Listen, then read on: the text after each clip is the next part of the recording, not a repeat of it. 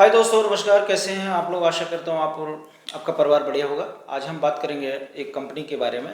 Quarter 2 चल रहा है और इसमें FY 26 के रिजल्ट आ रहे हैं लगातार। और आप कंपनी को ट्रैक आपको भी करना चाहिए और हम भी ट्रैक करते हैं। और जो चीज़ अच्छी लगती हैं, मतलब जैसे भी रिजल्ट आते हैं, बढ़िया आपके साथ शेयर करने की कोशिश करते हैं, जैसे कि हमारे जो ऑडियंस है या जो लोग रिटेल इन्वेस्टर हैं वो फाइनेंशियल लिटरेसी को समझ सके कंपनी को कैसे ट्रैक करा जाता है और किस प्रकार की चीज़ें होती हैं, जिससे कि आप जो ख़राब चीज़ें हैं उससे बच सकते हैं। क्योंकि पैसा बहुत वैल्यूबल होता है और आपको एक्टिव इन्वेस्टिंग आनी चाहिए और तभी आप इस मार्केट से पैसा बना सकते हैं। मेरा डिस्क्लेमर रहता है कि मैं किसी स्टॉक को बाय और सेल करने की रिकमेंडेशन नहीं देता और मैं एज ए एडुकेटर हूँ। और एडुकेटर का मतलब होता है कि चीज़ें समझाना, कि आपका कंसेप्ट समझ में आए और काम आप स्वयं से करें। देखिए, एजुकेशन का मतलब ये होता है कि चीज़ें आपको समझ आ जाए। और जो अच्छा एडुकेटर होगा वो आपको चीज़ें सिखाने की कोशिश करेगा, ना कि आपको टिप्स देगा। टिप्स कौन लोग देते हैं? जो मार्केट में चीज़ें क्या करते हैं, इनको घटिया नॉलेज होती है, टिप्स वो लोग देते हैं। या आपका जो रिसर्च एनालिस्ट है वो एक्सपर्ट होता है, क्योंकि वो सेबी रजिस्टर्ड होता है, उसको चीज़ें पता होती है, वो जानता है। और कोई अनऑथराइज पर्सन आपको टिप्स दे रहा है तो वो सही नहीं है। भाई कोई एडुकेटर है, कोई टीचर है, अगर वो चीज़ें आपको सिखा रहा है, वो ये कह रहा है मैं आपको टिप्स नहीं दूंगा लेकिन मैं आपको चीज़ें बता दूंगा। क्या? कि आपको ऐसे करना चाहिए, अगर ऐसे करेंगे तो ऐसा होगा, ऐसा करेंगे तो ऐसा होगा। तो वो आपके बिहेवियर को चेंज करता है। इसे कहते हैं एजुकेशन। टिप्स देना एजुकेशन नहीं होती है। टिप देना क्या हो गया? भाई कोई स्टॉक रिकमेंड कर दिया तो इसका मतलब क्या है? क्या आपको रिकमेंड कर दिया लेकिन आपका दिमाग का आपने इस्तेमाल ही नहीं करा। क्या नहीं इस्तेमाल करा? भाई टीवी बैठा कोई एंकर है, वो कह रहा है ये स्टॉक ऊपर जा सकता है, लंबे समय के लिए खरीदिए। भाई किसके बेस पे खरीद लो? आप उससे 4 सवाल पूछ लो ना, अगर आमने सामने तो पूछो कि भाई इस कंपनी का पेस ऑफ सेल्स ग्रोथ क्या है और मैनेजमेंट का गाइडेंस क्या कह रहा है। उन्होंने अपने कॉन कॉल में, मतलब जो पीपीटी का कॉन कॉल किया उन्होंने, मतलब कॉन कॉल किया, उसमें क्या बताया, उनका फ्यूचर प्लान क्या है, कैपेक्स क्या करेगी कंपनी। 4 सवाल पूछो उससे। और पूछो इनका भाई पेट ग्रोथ कितना है, और पेट ग्रोथ अगर कितना है, ऑपरेटिंग लेवरेज मिल रहा है कंपनी को, नहीं मिल रहा है, रिटर्न ऑन इक्विटी का डायरेक्शन क्या है, बताइए। तो क्या स्केल अप कर रही कंपनी? अगर इतने सवाल पूछेंगे ना तो वो छोड़ के भाग जाएगा आपको। टिप्स देने वाला बंदा वो फिर आपसे कहेगा भाई मेरे को नहीं पता, मेरे को माफ़ कर दे। तो वो ऐसे लोग होते हैं टिप्स देने वाले। तो जो लोग टिप्स देते हैं उनके चक्कर में नहीं पड़ना चाहिए। पैसा आपका है। जब पैसा आपका है तो आप ये सोचो ना, अगर पैसा आपका है तो फिर डिसीजन आपका होना चाहिए। आप चीज़ें सीखो ना। सीखने का मतलब है कि आप कोई भी खुद से सीखो, प्रयास करो, मार्केट खुद सिखा देता है। और जो अच्छे एडुकेटर हैं आप उनकी चीज़ों को समझिए, चीज़ों और फिर उनको प्रैक्टिकल अप्लाई करिए ना मार्केट में। जब अप्लाई करेंगे मार्केट में तो आपको पता चल जाएगा कौन सी चीज़ खराब है, कौन सी सही है। जो चीज़ आपको सही लगे, जो काम करे, जिससे आपका कॉन्फिडेंस डेवलप होता है, आपको सुकून मिलता है, आपकी आंखों को क्या मिलता है जब आपका पोर्टफोलियो ग्रीन होता है, आपको एंजाइटी नहीं होती, तो that is the good sign. अगर ऐसी चीज़ें आपका किसी कंटेंट से अगर आपको ये फ़ायदा हो रहा है तो दैट इज़ द गुड। तो इसको ट्रेंड करिए और मार्केट आपको सिखा देगा। तो कम से कम समय दीजिए मार्केट को 90 दिन का, और खुद को समय दीजिए, खुद हार्ड वर्क करिए। दूसरे कहने से अपना वैल्यूबल पैसा लगा देंगे तो ये फिर सही नहीं है। ये आप अपने जो इन्वेस्टमेंट है, पैसा है, उसके पास जस्टिफाई नहीं कर रहे हैं उसको, और जस्टिफाई नहीं करेंगे तो वो पैसा आपके पास नहीं रहेगा। जब तक आपकी हेल्थ हो, आपने उसका ध्यान रखना बंद कर दिया तो हेल्थ खराब हो जाएगी। पैसा आपने उसकी तरफ केयर नहीं किया, उसको ट्रैक नहीं किया स्टॉक को, तो वो पैसा चला जाएगा आपसे। बच्चों की तरफ अगर ध्यान नहीं तो बच्चे आपके हाथ से निकल जाएंगे। बहुत सारी चीज़ें हैं, लॉट ऑफ चीज़ें। तो आपको देखना पड़ेगा, जो पैसा आप लगाएंगे उसको ट्रैक करना पड़ेगा और उसका ख्याल रखना पड़ेगा। जो चीज़ें अच्छी जगह लगानी पड़ेगी। तो मैं एक एडुकेटर के नाते यही मैं बता सकता हूँ। तो ये आपकी रिस्पॉन्सिबिलिटी है। मैं कोई स्टॉक को रिकमेंड नहीं कर सकता। क्यों? भाई मैं आपको सिखाने की कोशिश कर, स्टॉक रिकमेंड करने से कोई स्टॉक लगातार, एक चीज़ बता दो, कोई भी स्टॉक अगर किसी ने रिकमेंड कर दिया मान के चलिए, तो वो फॉर एवर हमेशा चलता रहेगा क्या? कभी ना कभी तो प्रॉब्लम आएगी उसमें। तो कोई स्टॉक 2 साल, 4 साल, 5 साल तक बढ़िया कर सकता है, लेकिन कभी तो कोई प्रॉब्लम आ सकती है, नेचुरल कैलेमिटीज हो सकती है, कोई पॉलिटिकल इशू हो सकता है, किसी कंट्री में कोई प्रॉब्लम होती है, तब क्या करेंगे आप? तो क्या बैठे रहेंगे नहीं 20 साल तक? नहीं। तभी मैं कहता हूँ अपने हर वीडियो में कि बिजनेस को ट्रैक करना चाहिए। जब तक बिजनेस अच्छा कर रहा है तब तक आप उस बिजनेस के साथ हो। जैसे बिजनेस में कोई प्रॉब्लम आई, उस बिजनेस, मतलब आप अपने पोर्टफोलियो से उस स्टॉक को काट दीजिए। फिर क्या करना है? फिर एक नए स्टॉक को दीजिए। भाई पहले अपना प्रॉफिट और कैपिटल को सेव करिए। ये सबसे पहला उसूल होना चाहिए सिक्योरिटी मार्केट में। यदि आपको ये नहीं आता है तो फिर आप स्टॉक मार्केट में आपके आने का कोई फायदा नहीं। क्योंकि बाय तो कोई भी करवा देगा, लेकिन स्टॉक को काटना कम है, ये बहुत महत्वपूर्ण चीज़ होती है। तो चलिए, बाकी इसमें मेरे वीडियो आते रहते हैं, आप ध्यान रखना। तो मैं एज ए एडुकेटर आपको सिखाने की कोशिश करता हूँ, ना कि तो इसलिए मैं सिविल एस्टेट भी नहीं हूँ, और इसलिए मैं ना किसी स्टॉक को बाय और सेल करने की रिकमेंडेशन आपको देता हूँ। और मेरा आपसे भी निवेदन रहता है, आप किसी इन्फ्लुएंसर के कहने से या मेरे कहने से कोई स्टॉक को बाय और शेयर ना करें, क्योंकि अगर ऐसा करेंगे तो आपको फाइनेंशियल प्रॉब्लम फंस जाएंगे। तो आज हम बात करते हैं Timex group of India limited की बात करते हैं। टाइमेक्स की बात करें तो इसका जो कंपनी है वो दो चीज़ें हैं भाई। एज ए हम बात करें भाई, जैसे जो मेल होता है, मेल के लिए गाड़ियाँ मतलब ये घड़ियाँ बनाता है, और जो मेल पर्सन होते हैं उनका सबसे बड़ा गहना क्या होता है, घड़ी होती है। और इसके साथ साथ ये ज्वेलरी सेक्टर में भी है, और मतलब जो घड़ियों की बहुत नंबर ऑफ वैरायटी है। और एक चीज़ को बता दूं, पहले लोग घड़ी पहनते थे, लेकिन आज के अगर दौर में बात करें तो ऐसी घड़ियां आ गई जो प्रीमियम प्राइस या प्रीमियम ब्रांड है। तो इन्होंने प्रोडक्ट मिक्स किया, प्रोडक्ट मिक्स किया मतलब दुनिया ऊपर की तरफ जा रही है, मतलब ट्रेडिशनल चीज़ों से बाहर है। तो हर आदमी प्रीमियम ब्रांड को पसंद कर रहा है, और उसकी मार्केट में ज़बरदस्त डिमांड है। तो प्रीमियम डिमांड का मतलब तो हर आदमी चाहता है कि मैं बढ़िया प्रोडक्ट और यूनिक प्रोडक्ट है। तो इन्होंने अपना जो प्रोडक्ट मिक्स है उसको किया, प्रोडक्ट मिक्स उसको चेंज कर दिया। तभी इनका अगर आप देखेंगे तो इनके लगातार ये 5वां क्वार्टर है इससे, जबकि इनकी ग्रोथ कॉन्टिन्यूसली कंसिस्टेंसी इनकी ग्रोथ में है, और लगातार 5वां क्वार्टर इनका आ गया, 5वें क्वार्टर में लगातार ग्रोथ मेंटेन है, मतलब ग्रोथ में कंसिस्टेंसी है, सस्टेनेबल ग्रोथ है। तो दैट इज द गुड, इस बात को आपको समझना चाहिए। तो टाइमेक्स ग्रुप में मैंने बताया बिजनेस मॉडल क्या है इसका, कि घड़ियां बनाता है, और घड़ियों में नंबर ऑफ वेराइटी है, डिजिटल वॉच ले लो, बाकी और प्रीमियम ब्रांड है इनके, और प्रीमियम ब्रांड के आप उसमें सबसे ज़्यादा प्रॉफिट होता है कंपनी में, ये बात ध्यान रखिए। दूसरा ज्वेलरी की बात करें तो ज्वेलरी लाइट वेट भी ज्वेलरी आने लगी, और प्रीमियम ब्रांड भी है इनकी ज्वेलरी में। तो बिजनेस प्रोडक्ट मिक्स भी किया है इन्होंने, और प्रीमियम ब्रांड को अलग से लॉन्च किया है, जिसमें कंपनी का जो मार्जिन है बहुत तेजी के साथ बढ़े। दूसरी बात करें, देखिए कैपेक्स का मतलब क्या होता है। कैपेक्स का मतलब अगर आप प्रोडक्ट मिक्स करते हैं तो आप अपनी क्वालिटी को बेटर करना, तो ये भी एक प्रकार से क्या कहलाता है, ये भी कैपेक्स कहलाता है। अगर हम इनके रिजल्ट की बात करें तो इनका जो Q1 FY26 की अगर हम बात करें तो इनका जो उस समय ग्रोथ आया था 55% के लगभग था। इस क्वार्टर में इनका जो ग्रोथ है वो 40% के लगभग। तो देखिए थोड़ा बहुत तो ऊपर नीचे होता रहता है, लेकिन कभी अगर 55 से अगर 50% से अगर ग्रोथ इनका 10% हो तो हम इसको बेटर मानते हैं। तो ऐसे स्टॉक से बाहर निकल जाना चाहिए, क्योंकि ग्रोथ आपका बहुत कम हो गया।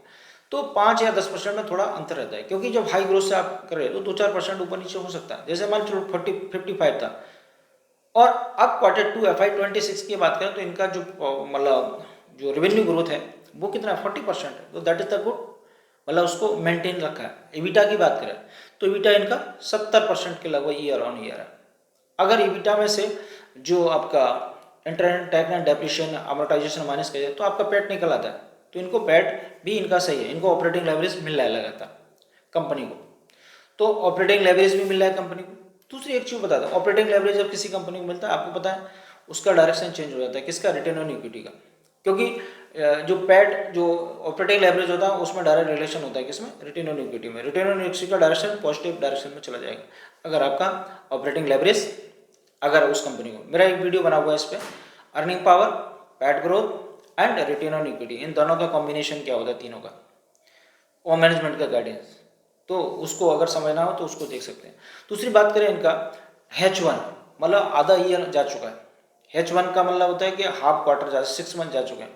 अगर इनकी दोनों क्वार्टर की ग्रोथ देखें तो इनका जो ग्रोथ है 46% है। तो that is the good sign. दूसरी बात करें इनका कंपाउंडिंग एनुअल ग्रोथ रेट की बात करें, कंपाउंडेड एनुअल ग्रोथ रेट की बात करें तो लास्ट जो 5 ईयर्स हैं उनकी अगर हम बात करें तो 56% है। आप देखिए तो 56% मायने रखती है अपने, जो CAGR है 56% है, तो that is the good sign. अगर हम CAG की बात करें तो देखिए एक चीज़ बता दो, अगर किसी कंपनी का ग्रोथ कम होता है तब CAGR को नहीं देखना चाहिए, उसका कोई वैल्यू नहीं होता। मतलब वर्तमान क्वार्टर में आप कितना ग्रोथ कर रहे हो, अगर वो और CAGR आपका मैच कर जाता है तो दैट इज द गुड। बात समझ रहे हैं। CA मतलब जो कंपाउंडिंग जो आपका एनुअल ग्रोथ रेट है अगर आपके वर्तमान में जो क्वार्टर है अगर उसमें ग्रोथ नहीं है, अगर उसमें ग्रोथ 10% है और आपका CAGR ज़्यादा है तो वो सही नहीं है।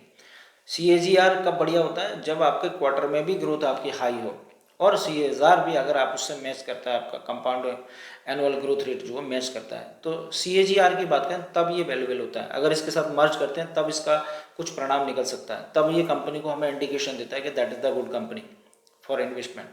तो ये चीज़ें बढ़िया होती हैं। तो 56% है इनकी अगर हम बात करें। दूसरे देखिए, इतनी बड़ी कंपनी तो है नहीं है, इसका मार्केट कैप है स्मॉल कैप कंपनी, तो दैट इज़ द गुड। दूसरी बात करें प्राइस टू अर्निंग रेशियो, क्या इनका प्राइस टू अर्निंग रेशियो, मैंने आपको बताया प्राइस टू अर्निंग रेशियो हर 3 क्वार्टर मतलब क्वार्टर के बाद तुरंत इसका री रेटिंग होता है। तो इसका जो प्राइस टू अर्निंग रेशियो उसका री रेटिंग लगातार कॉन्टीन्यूसली हो रहा है। तो इसके आप बात करें 69.87 है, तो that is the good sign. क्यों? और दूसरी एक चीज़ बता दो, अगर किसी कंपनी का हाई ग्रोथ और हाई पी है तो दैट इज जस्टिफाई, मतलब इसे आप रख सकते हो। यदि कंपनी में ग्रोथ नहीं है और पी लोअर तो वो सही नहीं होता है। मैंने एक इस पर वीडियो बनाया कि कौन सी कंपनियां निवेश के लिए बढ़िया रहती हैं। हाई ग्रोथ लो पी, इसमें निवेश करना चाहिए। दूसरी कंपनी जब इस स्टेज से ऊपर जाती है, हाई पी हाई ग्रोथ, ये इनका एक्चुअल दौर होता है। जब किसी कंपनी का लो ग्रोथ और हाई पी हो, उस कंपनी से बाहर निकल जाना चाहिए, ध्यान रखना। तो 2 कंपनियां आपके निवेश के लिए लायक होती हैं। पहला low P high growth, high P high growth, that is the good. तो ये आपको देखना है, अगर कंसिस्टेंसी अगर इसमें बनी रहती है तो दैट इज द गुड। तो ये आपको देखना पड़ेगा, बात समझ रहे। दूसरी बात करें डिविडेंड डेली की, डिविडेंड नहीं देते ये। और मैं एक चीज़ बता दूँ, डिविडेंड कौन देता है? ITC देती है, क्योंकि उनके पास एक्सपेंशन करने कैपेसिटी करने के लिए कोई अपॉर्चुनिटी नहीं है। और ये क्या करते हैं? ये करते हैं कि डिविडेंड ना देकर जो पैसा आता है उसे इक्विटी में कन्वर्ट करते हैं और उसको री इन्वेस्ट करते हैं। और री इन्वेस्ट से क्या होता है? आपका CAGR बढ़ता है, मतलब कंपाउंडिंग एनुअल जो ग्रोथ रेट है वो बढ़ जाती है। फिर इससे और इन्वेस्टर को रिटर्न इक्विटी और तेज़ी के साथ भागता है। तो इस बात को आपको ध्यान रखना चाहिए। दूसरी बात करें, इनका न्यू स्टोर्स इन्होंने खोले, क्योंकि न्यू स्टोर नहीं खोलेंगे तब तक ग्रोथ नहीं आएगी। तो इनका वॉल्यूम ग्रोथ भी है और वैल्यू ग्रोथ है। दूसरी बात, किसी कंपनी का जो ग्रोथ होता है उसमें वॉल्यूम ग्रोथ बहुत जरूरी है। और वॉल्यूम ग्रोथ कहाँ से आता है? मतलब जो सेम स्टोर सेल्स ग्रोथ है वहाँ से आता है। जो न्यू स्टोर अगर एक्सपेंशन करेंगे, उनको खोलेंगे स्टोर्स, तो आपका वॉल्यूम ग्रोथ हो जाएगी, क्योंकि नंबर ऑफ प्रोडक्ट आप ज़्यादा बेचेंगे। दूसरी बात इनकी बात करें, जो इनका वैल्यू ग्रोथ भी स्ट्रॉन्ग है। वैल्यू ग्रोथ का मतलब क्या होता है कि जो प्राइस की जो पावर है, प्राइसिंग पावर है, वो किसके पास है? कंपनी के पास है। उन्हें कोई डिस्काउंट नहीं देना, क्योंकि टाइमस का ब्रांड है, अपने आप में ब्रांड है, और दूसरा प्रीमियम ब्रांड भी बेच रहा है। तो मैक्सिमम इनका प्रीमियम जब बिक रहा है तो उसमें बार्गेनिंग पावर किसके पास है? कंपनी के पास है। उनके प्रोडक्ट में वो ताकत है। जब किसी कंपनी के प्रोडक्ट में ताकत होती है तो उसमें वैल्यू प्राइस पावर होती है उसके अंदर। जब प्राइस पावर होती है तो उससे वैल्यू ग्रोथ आती है। और जब वॉल्यूम ग्रोथ और मतलब वैल्यू ग्रोथ दोनों मिक्स हो जाती है, तो ये क्या होता है? 1 और 11 हो जाता है, 1 + 1 11 हो जाता है, और that is the good, excellent. तो अगर इस प्रकार की चीज़ें होती हैं तो इसको समझना पड़ता है। तो इसको समझिए आप कि इनका मतलब वॉल्यूम ग्रोथ भी है और वैल्यू ग्रोथ भी है। और किसी कंपनी का वॉल्यूम ग्रोथ और वैल्यू ग्रोथ स्ट्रॉन्ग होता है तो वो स्टॉक उस कंपनी का मतलब जो ग्रोथ है बहुत हाई होता है, और फिर उनको फिर ऑपरेटिंग लेवरेज मिलता है। ऑपरेटिंग लेवरेज मिलेगा तो क्या? रिटर्न ऑन इक्विटी का एक्सपेंशन हो जाएगा। तो ये बात आप समझ लीजिए। अब इनका कंपैरिजन बात करें तो इथॉस एक कंपनी है, वो भी वॉच बनाती है और ज्वेलरी सेक्टर में भी है। तो इथॉस की बात करें तो इसका रिटर्न ऑन इक्विटी मतलब इसका ग्रोथ कितना है? 26% है ईयर ऑन ईयर, मतलब उसके 50% के नीचे। तो पहले किसी ज़माने में किसी समय में एथोस मतलब हाई ग्रोथ करता था और टाइमेक्स नीचे था। अब टाइमेक्स को अपनी जो शक्ति याद आ गई, जब याद आ गई तो उन्हें एथोस को पीछे छोड़ दिया। तो मैं तभी कहता हूँ कंपनी को ट्रैक करते रहना चाहिए। कोई कंपनी बढ़िया कर रही है, ये जरूरी नहीं है कि वो हमेशा बढ़िया करे। इसीलिए मैं मना करता हूँ किसी इन्फ्लुएंसर कहने से स्टॉक में पैसा ना लगाएं। क्यों ना लगाएं? क्योंकि उसने बता दिया सही है, और आप बैठे 10 साल के लिए, पता चला वो स्टॉक पहले बढ़ा फिर नीचे चला गया, फिर आपका जो प्रॉफिट था वो भी ले गया। तो इसलिए कंपनी को ट्रैक करना चाहिए। कंपनी बढ़िया कर रही है, मैं ये नहीं कह रहा इथॉस खराब कर रही है। इथॉस अभी उसका pace of sales growth Timex के नीचे है। अब कभी ऐसा भी हो सकता है जैसे पहले था कि एथॉस का जो ग्रोथ रेट था वो टाइमेक्स से ज़्यादा था, टाइमेक्स नीचे था। अब क्या हुआ? एथॉस नीचे आ गया, टाइमेक्स ऊपर आ गया। तो हर कंपनी प्रयास करती है, मैनेजमेंट करता है। तो ये चीज़ें आपको देखनी। अब ये थोड़ी एथॉस ने बहुत सारा पैसा बनाया कि मैं एथॉस के साथ रहूँगा, अब टाइमेक्स में पैसा नहीं डालूंगा। तो ये रॉन्ग थिंग है, ये गलत नहीं है कि एक्टिव इन्वेस्टर ऐसा नहीं कर सकता। पैसे बना के दिया एथोस ने, कोई गरीब, लेकिन एक बार जब टाइमेक्स जब ग्रोथ कर रहा था, टाइमेक्स पैसा बना दे रहा है, तो जब एथोस ने पैसा बनाया तब भी मुझे फायदा लेना चाहिए। वहाँ से अब मेरे को नहीं दे रहा है ये ग्रोथ, तो मेरे को टाइमेक्स में लगा देना चाहिए वो पैसा निकाल के। तो मैंने वहाँ भी ग्रोथ लिया और यहाँ भी प्रॉफिट लिया, तो मेरी तो बल्ले बल्ले तभी होगी ना। मेरे तो पैसा तब बनेगा, वेल्थ क्रिएशन कब होगा, जब होगा ना। यदि मैं एथोस में बैठा रहूँ तो फिर ऐसा थोड़ी है, पता चला जो पैसा आया प्रॉफिट हुआ वो भी चला गया उसमें। तो ऐसा नहीं करना चाहिए आपको। भाई जिस कंपनी में ग्रोथ चला है उससे पैसा निकालो, जिसमें ग्रोथ है उसमें डालो, कोई दिक्कत नहीं। तो ये बहुत बढ़िया चीज़ होती है। और तो रिटर्न ऑन इक्विटी इनका पॉजिटिव साइन है, बढ़िया है। और बाकी अगर हम बात करें इनकी पी की री रेटिंग लगातार हो रही है, तो ये आपको समझना है कि बिजनेस किस प्रकार। दूसरी बात करें कि आपको देखिए कौन कौन और पीपीटी जरूर पढ़ना चाहिए किसी कंपनी का। मैं हर बार बताता हूँ गूगल में डालिए स्कैनर, स्कैनर में जब डालेंगे स्कैनर खुल जाएगा, उसमें कंपनी का नाम टाइप करिए, कंपनी का नाम जैसे टाइप करें तो कंपनी खुल जाएगी। और वहाँ डॉक्यूमेंट आता है, और डॉक्यूमेंट में आप देखेंगे राइट हैंड में आपको वहाँ जैसे डॉक्यूमेंट को क्लिक करेंगे तो उसमें आपको राइट हैंड में पीपीटी, कॉन कॉल, और जो कॉन कॉल होता है उसका रिकॉर्डिंग भी आपको मिल जाएगा। आप सुन भी सकते हो, अगर पढ़ने का समय नहीं है, गाड़ी चला रहे हैं या गाड़ी में बैठे हैं, तो कान में लगाइए, सुनते रहिए। मैनेजमेंट क्या कह रहे हैं आपको आइडिया लग जाएगा, तो जैसा भी आपको उचित लगे। और इसीलिए मैं कहता हूँ कंप्लीट रहे। और कंपनी का जो पीपीटी और कॉल कॉन होता है वो लेटेस्ट कॉर्पोरेट डॉक्यूमेंट होता है, उसको जरूर पढ़ना चाहिए। तो पैसे लगा के नहीं भूलना है स्टॉक में, पैसे लगा के याद रखना है कि इस कंपनी का रिजल्ट 3 महीने बाद आना है।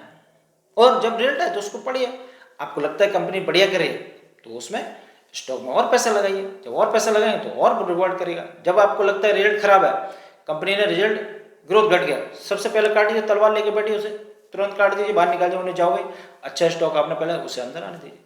तो फिर ऐसे एंजॉय करिए लाइफ को, और ऐसे एंजॉय करिए स्टॉक मार्केट को। स्टॉक मार्केट कोई गैम्बलिंग नहीं है, बिजनेस वालों का बिजनेस है, उसके साथ बिजनेस करना है आपको, बिजनेस वालों का। फिर एंजॉय करिए, एंजाइटी कम करिए लाइफ में। तो ये सब चीज़ें हैं। और यदि आपको बिल्कुल भी समझ नहीं आता तो मैं एक प्रीमियम सर्विस शुरू करने वाला हूँ, तो आप मेरे से पर्सनली भी मतलब कॉन्टैक्ट कर सकते हो, तो आने वाले समय में आपको उसका फ़ायदा हो सकता है। दूसरी बात करें कि मेरा वीडियो आपको अच्छा लगा हो तो लाइक कर देना, और प्रेस मतलब जो बेल आइकॉन है उसको प्रेस कर दें। और जो आपको लगता है कि भी जो कहने का मतलब है कि जो अगर वीडियो है या जो नॉलेज है आपका वैल्यू एडिशन करिए, तो आपके जो मित्र वगैरह हैं उनको भी आप शेयर कर दीजिए। क्योंकि शेयर करने से क्या होता है कि जो नॉलेज है ना उसका जो जब 2 या 3 लोग अगर आपस में सुनते हैं, एक ही मेंटेलिटी के लोग हैं, एक ही थॉट प्रोसेस के लोग हैं, तो उससे क्या और चीज़ें बेटर हो सकती हैं। तो ये आपको ध्यान रखना पड़ेगा। तो इसमें आपका भी फायदा है, और आपका जो मित्र है या जो भी लोग जानते हैं, अगर उनको आप बढ़िया चीज़ें देना चाहते हैं तो वीडियो रिकमेंड मतलब शेयर कर दीजिए। और पहले वीडियो खुद को देखिए, जब आपको लगता है तभी शेयर किया है। जब आपको ही समझ नहीं आया तो अगर आपने किसी मित्र को भेज दिया तो सही नहीं है। या फिर ऐसा है कि ये भाई आपको समझ नहीं आ रहा, मित्र को समझ में आ रहा, तो आप वीडियो को जरूर शेयर कीजिए, जिससे कि आपकी नॉलेज भी अपग्रेड हो और आपका जो मित्र है उसकी मतलब नॉलेज अपग्रेड हो। तो मैं तो ये चाहूँगा कि मेरे चैनल पर आप पहली बार है तो सब्सक्राइब कर लीजिए और बेल आइकन को प्रेस करिए और कमेंट कर दीजिए और लाइक कर दीजिए वीडियो। तो इसी के साथ बात खत्म करते हैं। और मैं फिर डिस्क्लेमर, मेरे कहने से किसी दूसरे कहने से स्टॉक को बाय सेल ना करें। मैं सेबी रजिस्टर्ड नहीं हूँ, इसलिए किसी स्टॉक को सेल और बाय करने की रिकमेंडेशन नहीं देता हूँ। इसी के साथ बात खत्म करते हैं। जय हिंद, जय भारत।